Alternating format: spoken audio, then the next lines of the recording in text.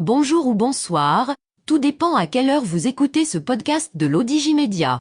Notre chroniqueur invité, Omar Déby, partage son avis et ses réflexions dans un article qu'il a intitulé « La dynamique maroco-espagnole est-elle menacée ?» Alors écoutons-le dans ce podcast. L'auteur commence son article ainsi. Ce qui est différent cette fois, c'est que certains analystes locaux, à force de célébrer et louer sur les plateaux de télévision le rapprochement maroco-espagnol, ils ont fini par faire croire à l'opinion publique marocaine que l'on avait dépassé, à tout jamais, toutes les zones de turbulence et que la donne géopolitique maroco-espagnole avait entamé irréversiblement une nouvelle ère. Omar Déby. On s'en doutait un peu, et même beaucoup. Ni la rencontre entre le roi Mohamed VI un jour de Ramadan, avril 2022, ni la feuille de route qui fixe les perspectives des relations maroco-espagnoles ne mettront les rapports entre les deux pays définitivement à l'abri des soubresauts et des relents de ce que furent toujours ces rapports. À nouveau pris dans le tumulte des surenchères internes et des prismes et préjugés historiques et ou idéologiques, le rapprochement maroco-espagnol et la nouvelle position de Madrid sur le Sahara font actuellement l'objet d'un débat âpre espagnolo-espagnol. Ce débat constitue-t-il une menace pour l'avenir de ce que Madrid et Rabat ont convenu de construire ensemble? C'est l'une des questions que le Quid.ma a posées à Omar Déby.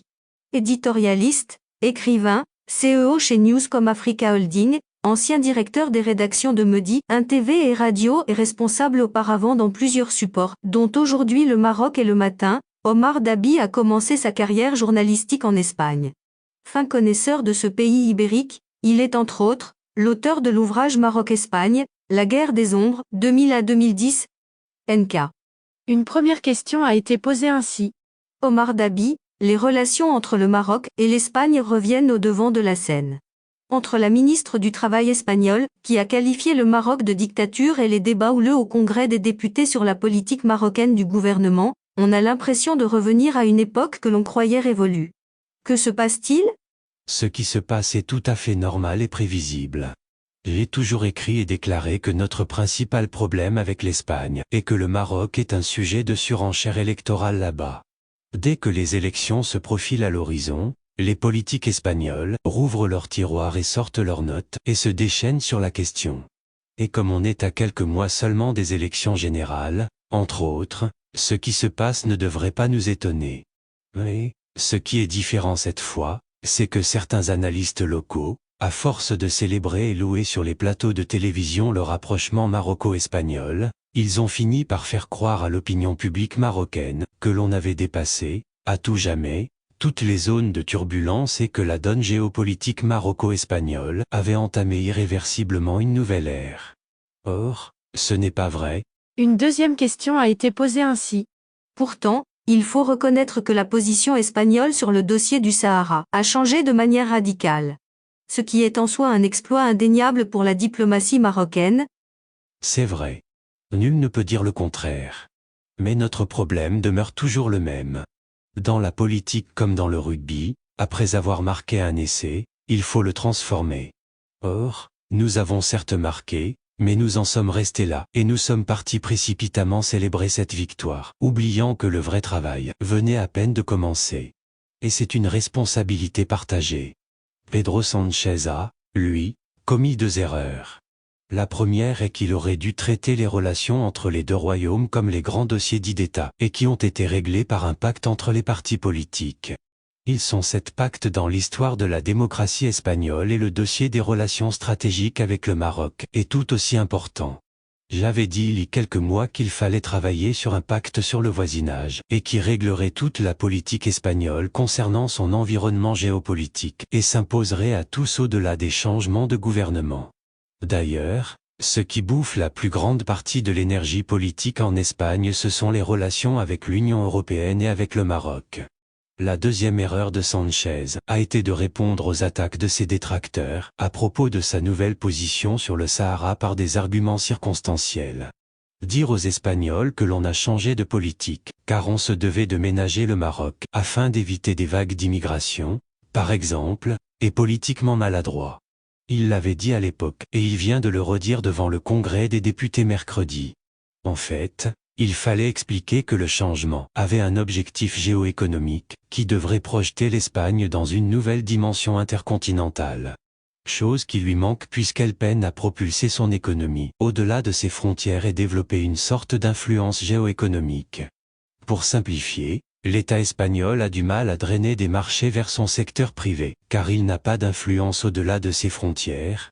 Une troisième question a été posée ainsi. Il semble que vous rejetez la faute uniquement sur le chef du gouvernement espagnol? Absolument pas. J'allais venir à la responsabilité marocaine. Comme je l'ai déjà signalé, nous avons marqué un essai, mais nous ne l'avons pas transformé. Ce qui a fait que nous n'avons pas transformé la percée en acquis. Demain, si la droite gagne les élections, les sondages la donnent en tête mais avec une majorité relative, nous risquons de retourner à la case départ. Ce qu'il fallait et ce qu'il est encore temps de faire aujourd'hui c'est, d'abord œuvrer à tisser des canaux de communication et de dialogue avec l'ensemble de la classe politique espagnole, la société civile, les intellectuels et la jeune nouvelle élite médiatique. J'ai toujours dit qu'il faut parler aux Espagnols, à tous les Espagnols. Car notre position est légitime sur le Sahara. Mais, malheureusement, l'opinion publique espagnole n'en connaît qu'une seule version, celle de nos adversaires.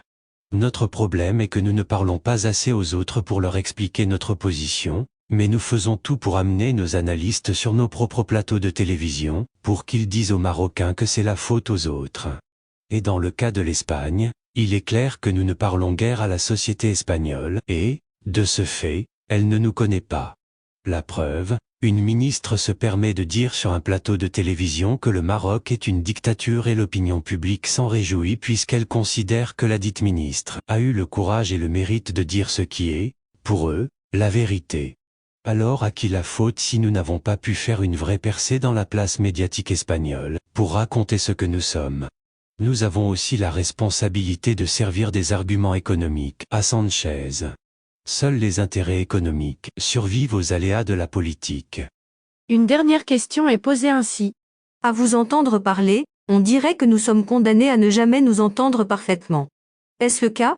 Bien au contraire, nous avons tous les atouts pour devenir les meilleurs alliés de la région. Nous pouvons aller de l'avant et développer une alliance économique qui nous rendrait ensemble plus forts.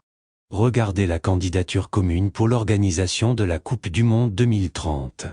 C'est une candidature qui n'est pas seulement très convaincante, mais elle est aussi, d'une certaine façon, dissuasive car cette alliance entre deux continents, deux cultures et cette union des forces semble dire aux autres qu'elle est invincible. Omar Déby conclut sa réponse ainsi. Il faut profiter de cet élan pour mieux se connaître et forger une alliance politico-économique solide entre les deux royaumes. Mais pour ce faire, les deux parties ont beaucoup d'efforts à faire à la fois sur le plan de la communication et sur l'opportunisme économique. Rédigé par Omar Déby et lu par l'intelligence artificielle de l'ODJ Media. Merci d'avoir écouté ce podcast de l'ODJ Media, ce bouquet de supports numériques, portail, magazine mensuel connecté, web radio et web TV. N'oubliez pas de télécharger notre application l'ODJ Mobile sur Play Store et de vous abonner à notre chaîne YouTube l'ODJ TV. Vous pouvez, aussi, nous suivre sur nos réseaux sociaux, Instagram, Facebook, TikTok, LinkedIn et Twitter. Ou encore, vous inscrire sur notre newsletter quotidienne à partir du portail lodj.ma. Alors, on se dit au prochain podcast de nos chroniqueurs invités. Et à très bientôt, si et seulement si vous le voulez bien.